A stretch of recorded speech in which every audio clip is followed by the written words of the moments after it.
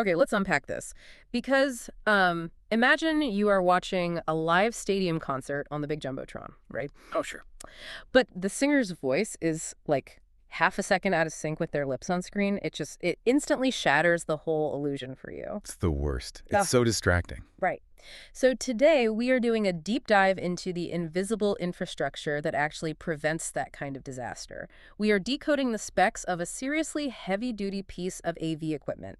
It's the ZeeVee Z4KF2XS-DAU, which is a mouthful, but it's the ZyPer4K-XSE fiber decoder from HDTV Supply. Yeah, and if you are, designing a corporate network or managing a massive control room for a campus, this thing is the backbone. I mean, it's basically like a hyper-efficient digital superhighway toll booth, just processing massive 4K video traffic without slowing anything down at all. Exactly, because the whole industry is moving away from those old, massive, hardware-heavy matrix switchers.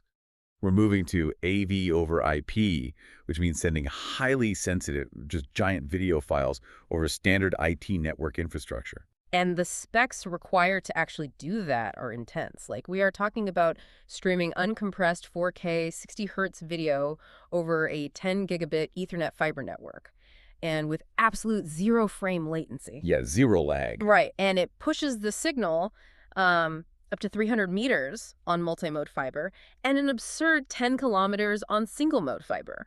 What's fascinating here is how that actually works physically. Think of single-mode fiber, like a laser pointer aimed through a perfectly straight microscopic pipe. I Right? just can picture that. The light travels directly with virtually no bounces against the walls. And that is how it maintains signal integrity over 10 kilometers without dropping a single frame. Wow. Whereas multimode bounces the light more, hence the much shorter 300-meter range. But, it's cheaper for localized building networks. So I get that fiber can push data 10 kilometers, right? That's whispering across a city and being heard perfectly. But is zero frame latency actually necessary if you're just like broadcasting a corporate all-hands meeting? It feels like total overkill. Well, in a vacuum, maybe. But corporate environments today, they really rely on interactive video walls and remote desktop controls. Oh, like when someone is presenting and controlling the slides? Exactly. If an executive moves a mouse, and there's even a 2-frame delay before the cursor moves on that massive presentation screen. It feels super sluggish. Yeah, it's totally disorienting. So that zero latency ceiling ensures the network behaves as if the computer is sitting directly under the desk, even if the server is, miles away across the campus. Which brings us to what happens when that data actually hits the control room. Because here's where it gets really interesting. This decoder, it doesn't just pass the video through, it processes it. Right, it's doing heavy lifting. Yeah, it supports staggering 15 by 15 video walls, and it has multi-view capabilities to display up to 19 different sources on a single screen simultaneously.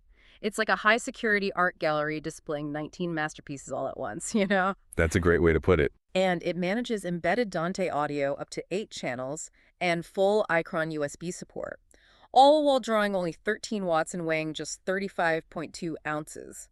Plus, it has bank-level guards, right? AES 128 encryption and HDCP 2.3. This raises an important question, though, because pushing all this data over a standard IP network rather than a closed, dedicated cable, it brings up a glaring vulnerability. Which is why the military-grade encryption is there. Exactly. AES 128 is mandatory now. In the old days, a closed-circuit cable ran directly to a TV, making interception really difficult physically. Right, you'd have to physically splice the wire. Yeah, but today, AV over IP means that video feed travels right alongside your emails and web traffic. If a global corporation is broadcasting confidential financial projections, you absolutely need impenetrable armor around that packet flow to stop bad actors on the network. Makes total sense.